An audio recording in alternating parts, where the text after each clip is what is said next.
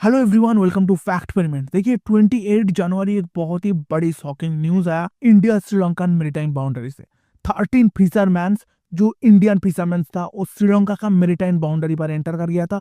And ये देखो, ये है इंडिया का तमिलनाडु एंड ये है श्रीलंका। इन दोनों के बीच में, इंडिया की इस एरिया के बीच में डेल्फ्ट आइलैंड, ये एक आइलैंड है, बहुत ही छोटा आइलैंड है। एंड मोस्ट प्रोबेबली इसी आइलैंड को India and Sri Lanka maritime boundary का बीच का लाइन माना जाता है। ठीक है, मतलब ऐसा तो लाइन है नहीं, मगर इसी आइलैंड को एज अ टारगेट लाइन माना जाता है। ठीक है, यहाँ के आसपास एरिया पर इंडिया का 13 फिशरमैन आ गया था एंड श्रीलंका ने भी इन सारे फिशरमैन के ऊपर ओपन फायर कर दिया।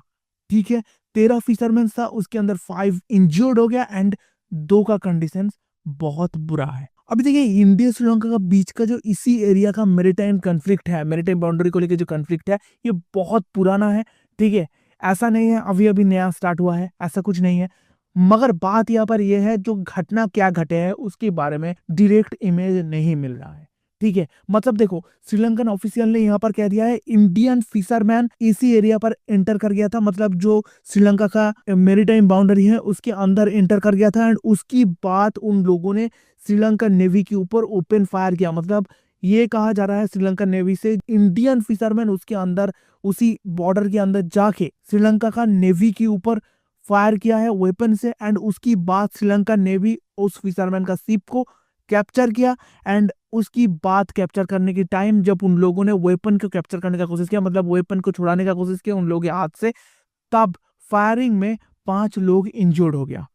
ठीक है, एंड 2 लोगों का कंडीशंस बहुत खराब है। ये न्यूज, ये ऑफिशियल डेटा दिया जा रहा है श्रीलंकन नेवी से। अभी देखिए, इंडियन फिशरमैन जो वहां पर गया था, ठीक है, उसके अंदर तो 5 इंजर्ड हो गया।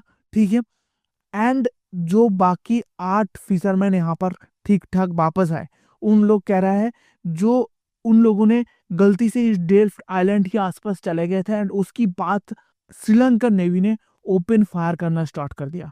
ठीक है, अब श्रीलंका नेवी जो दावे कर रहा है, जो कह रहा है, जो डेटा दे रहा है, जो इंडियन फिशरमैन वहां पर जाके इन श्रीलंका नेवी के ऊपर फायर किया है, ऐसा घटना कभी घटे नहीं। ठीक है, इंडियन कोई ऐसा मैटर नहीं है जो इंडिया वहां पर कोई भी टेररिस्ट एंटर करते हैं, इंडिया टेररिज्म को कभी सपोर्ट नहीं करते।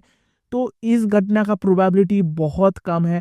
ठीक है, जो सेकेंड वाले, मतलब इंडियन फिशरमैन जो बात कर रहा है, जो इंडिया से गए थे जो उन लोगों ने, वो जो बोल रहा है श्रीलंका ने भी डायरेक्टली ओपन फायर करना स्टार्ट कर दिया, प्रोबेबली यही घटना घटे हैं। ठीक है, अब देखिए, ये घटना बहुत पुराना नहीं है, मैंने आपको पहले भी बताया।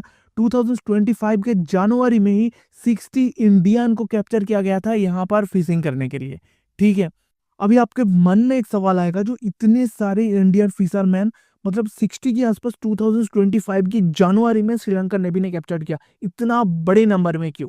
ठीक है, तो ये एक डेटा के अनुसार बोला जा रहा है, जो इंडियन जो फिशरमैन के नंबर्स है वो डे बाय डे बढ़ते ही जा रहा है।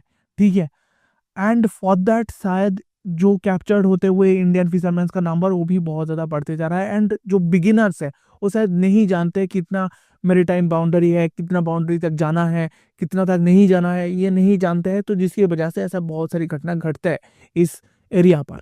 ठीक है, मगर ऐसा ओपन फायर होना, फिशरमैन का डेथ हो जाना, ये पहला घटना है। ठीक है, इससे पहले कभी भी ऐसा घटना नहीं घटे। अभी देखिए, आपकी मन में ये सब सुन के एक सवाल तो जरूर आएगा, तो क्योंकि इतने सारे फिशरमैन श्रीलंका नेवी के द्वारा कैप्चर्ड होते जा रहा है एंड साथ में अभी तो बात बहुत आगे पहुंच गया है, श्रीलंका नेवी इंडियन फिशरमैन के ऊपर ओपन फायर कर दिया है, तो इंडिया की तरफ से, इंडियन हाई कमांड की तरफ से, ऑफिशियल की तरफ से कुछ ना कुछ स्टेप तो लेना चाहिए। ठीक है, देखिए, तमिलनाडु का chief minister clearly direct letter लिखा है एस जयशंकर को इस बात में हाथ डालने के लिए। ठीक है, मतलब ये जो मेरीटाइम कन्फ्लिक्ट है, इसके बारे में सोचने समझने के लिए एस जयशंकर को डायरेक्ट लेटर लिखा है। उसके साथ श्रीलंकन प्रेसिडेंट जब इंडिया विजिट किया था, तब पीएम मोदी भी इसी बारे में डिस्कस किया था, जो ये मेरीटाइम कन्फ्लिक्ट को एंड करने के लिए कुछ ना कुछ लॉ प्रोसेस करना चाहिए, कुछ ना कुछ लॉ लेके आना चाहिए, जिसकी वजह से ये कन्फ्लिक्ट पूरी तरीके से एंड हो जाए। ठीक है, अब देखिए, इसके बारे में नया कुछ अपडेट आते हैं तो मैं आपको ज़रूर अपडेट करूंगा। एंड ये कन्फ्लिक्ट किस दिशा पर जाएगा, इंडिया किस तरीके का स्ट्रिक्ट एक्शन लेगा या नहीं लेगा, इसके बारे में देखना पड़ेगा, जो ये बात किस दिशा पर जा रहा है। क्योंकि देखो, कुछ दिन पहले Sri Lankan prime minister India visit किया था, ठीक है।